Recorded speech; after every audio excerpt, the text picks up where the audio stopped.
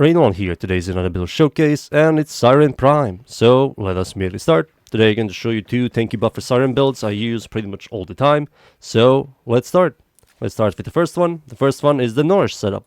The Norse Setup, the mods I'm using for the Norse Setup are Growing Power for 25 ability strength, Prime Shot Fitted for knockback immunity, Vigilant Vigor, Fast Deflection for shield recharge and delay, Prime Redirection for shield capacity, Blind Range for ability strength and negative ability efficiency, Prime Continuity for ability duration, Adaptation for 9% damage reduction, and Energy Nexus, which gives you plus 3 energy per second, which is quite good. Venom Dose, it's Augment for her first ability. I'm going to talk about that very soon. These are the mods. For the Arcanes, Arcane Aegis. On shield damage, there's a 3% chance for you to get a flat 30 shield recharge. But this triggers with Fast Deflection, Vigilant Vigor, you're pretty much unkillable, and it's quite powerful. And Molt Augmented gives you 60 ability strength once you kill 250 enemies, which is also really good. These are the Arcanes. For the stats here, as you can see, my shield is 1000, and you can see in the middle, shield recharge delay is 0.2 seconds. What that means is the moment you stop taking damage, in the next 0.2 seconds, your shields are pretty much going to start recharging, and it's quite good. So it's kind of disgusting. Not only that, the shield recharge rate is 167 shield per second, which is also quite good. And yeah, that's the main survivability. For the stats, 155 ability duration, which is more than enough. Negative efficiency, it's not that big of a deal. Range is 100, so not only am I going to give myself buffs, everybody's going to get buffs. And also 259 ability strength to buff all of these buffs that I'm going to give myself and my team. So yeah, those are the stats. For the abilities, so Spores, I'm not going to use it. What I'm going to use is Hold It. When you hold it, you'll pretty much give everybody in a 50-meter radius a massive amount of corrosion damage, and it lasts for a whole minute. Thanks to Venom Dose, that's pretty much what Venom Dose does. And it's a quite disgusting buff. So giving yourself free corrosion so you don't have to build corrosion in your weapons. Second ability, you're going to use this sometimes. You press it and you're just going to run really fast. Third ability, Toxin Lash, one of the best buffs in the entire game. Makes a lot of weapons and also dead mods alive. And this gives you just toxin damage, which is also really, really good. And Nourish, her ultimate is not good for the buffer build, so it's gone. For Nourish, Nourish is quite good, gives you energy economy, gives you viral damage for your entire team, and the synergy is really well with Energy Nexus. So Energy Nexus gives you plus 3 energy per second. With Nourish, when you use this, it gives you the energy multiplier at 2.55, which this will get multiplied, and it's going to give you like around 7, nearly 8 energy per second, which your energy economy is completely fixed. And yeah, that's pretty much the Norse setup, and it's quite powerful. I will highly recommend if you like the Norse setup. You're really tanky, you give yourself and your entire team really powerful buffs, you're really fast thanks to this, and that's one of the builds I use. But the one I mostly use is the Norse setup. The Norse setup and the Norse setup are nearly identical. They're just one mod different, and that's I'm using Precision Intensify, which gives plus 9% ability strength for your fourth ability, and my fourth ability is Roar. So my Roar, pretty much the Roar gives me over 100 damage increase, which is quite disgusting. And this also does give the toxin damage procs from your Toxin Lash to even more damage. Venom Dose is here, so it gives me corrosion, so I get a lot of power, buffing my toxin, proccing toxin, and also giving myself corrosion. I'm also really fast. Like I said, it's the exact same setup, it's just one mod difference. So I lose my energy economy and then 2 energy economies. Norse is also energy economy for a lot more power. So your energy economy kind of doesn't exist. You have to hope you kill enemies and they drop energy orbs to sustain that energy. But believe me, you're going to get a lot of energy, and your abilities do last for quite a long time. Like this lasts for 70 seconds, this is a minute, and this is like nearly 50 seconds. So by that time, you're definitely going to kill stuff and get energy. And yeah, Roar setup, in my opinion, is stronger because there's a lot of synergy with her third ability, Toxin Lash. And it's time for me to show you. Also, if you want to be really even tankier, use a Sentinel. With these 3 mods, Guardian boosts owner's shield by 100 when it runs out, so when something destroys your shield, your Sentinel is going to replenish it. Shield Charge increases your maximum shield and gives you shield regeneration, which is also really good. And Manifold Bond, when you kill enemies that have more than 3 status effects procced on them, it resets the cooldown of your companions' pretty much mods. So this thing has a 10 seconds cooldown. You kill 3 enemies, this is back. So the moment something destroys your shield, you will replenish it, goes on 10 seconds cooldown, kill 3 enemies, it's back. So you pretty much cycle between these two and this as well. This also has a 10 seconds cooldown, so if you constantly kill enemies with 3 more status effect, you're just going to be constantly cycling around these 3 mods, and you're kinda unkillable even more. And yeah, you can use this with any Sentinel you want. That's something I highly recommend. I'm using on my carrier, but you don't need to use carrier.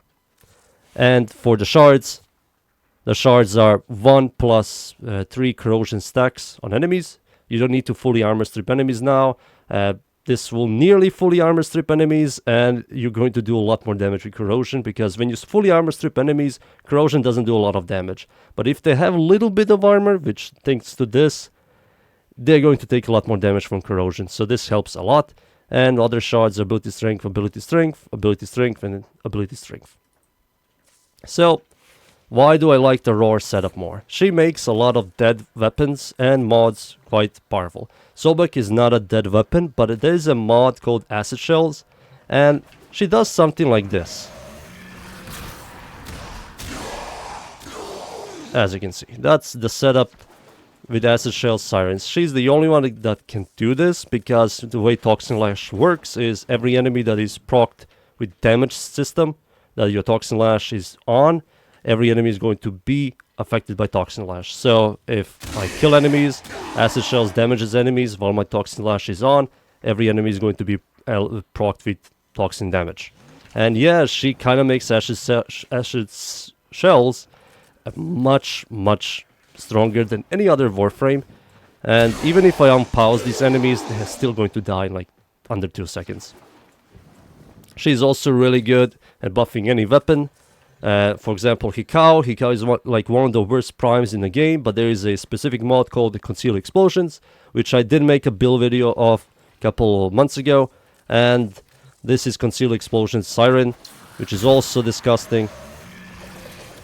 And you're just going to toss and proc a bunch of toxin everywhere. And yeah, these are level 200 Steel Path with 44 stacks of corrosion, and she just annihilates. And you're like, holy, Hikao is pretty good. It is with this mod. And not only that, she's the only Warframe in the game that can make Thunderbolt also usable. So my Xeranos Prime, I have a Xeranos Prime setup here, and I can spawn like Corpus, which is much easier. Corpus kind of hate Toxin. So I spawn Corpus, use Toxin Lash, Rhino's Roar, which will boost the damage to Toxin procs. And as you can see here, these are level 200 Corpus just dying from Thunderbolt. And yes, Thunderbolt does proc Toxin from Toxin Lash in a 50-meter radius. And yeah, it's kind of nice to see a Warframe can utilize old mods. And she's the only one that can do this, which is kind of funny and also kind of cool, because we kind of want to have some kind of a unique Warframe that can only do that specific thing. We're kind of losing that now more than ever. There are a lot of Warframes that do the exact same thing, and just they're cycled around. But yeah, it's quite nice to see like dead mods being utilized like this, and it clears, as you can see. Hikao with Concealed Explosion, Acid Shells, and yeah, of course, Hockey Core. Everybody uses this on Saryn because it's quite good. I made a build video of this thing as well. She's also really good at buffing this thing even more. So I'm going to spawn yet again Orc and Battle Group dudes, unpause them like this. Give myself Toxin Lash, Rhino's Roar, and yeah, once you kill enemies, you can see that my shield got broken and it's immediately recharged, takes the carrier, and also my shield is always at max. Yet again, I'm going to show you how tanky I am. I did explain it, but I didn't show it. So as you can see, enemies are shooting me, they broke my shield, but the moment I stop taking damage, my carrier just replenishes that. Of course, I'm not going to allow them to shoot me all the time, but as you can see, the moment I stop taking damage, he hits me, I get away, shield immediately recharges. Especially once I proc Arcane Aegis, I'm kinda unkillable. So if this enemy can proc it real quick, Come on, proc Archinegus, please. Archinegus, please. There we go. Archinegus now procced, and you can see that they're shooting me, and my shield is immediately to start recharging. And you're kind of unkillable. And now also my carrier is dead, so it doesn't give me those other 3 buffs, shield buffs. But yeah, you're like really tanky. And of course, I've pretty much showed you why standing still and allowing enemies to shoot me, but you're never going to allow that. So I fixed all the survivability problems on her. Toxin still bypasses shield, which she can get one-tapped, but every Warframe can as well. So that's the only weakness, but for any other content that isn't infested, you can easily just close your eyes, press 3, press 4, hold 1. You get 268% increased corrosion damage, 108 Rhino's Roar, and 80 toxin damage. Makes every weapon busted, makes dead mods alive, makes dead weapons alive, and she's quite tanky. Same thing with the Norse Setup. I give myself viral, so you don't have to use viral on your weapon, you don't have to use corrosion on your weapon. You can use like a heat setup or a blast setup. Yeah, pretty much the exact same thing.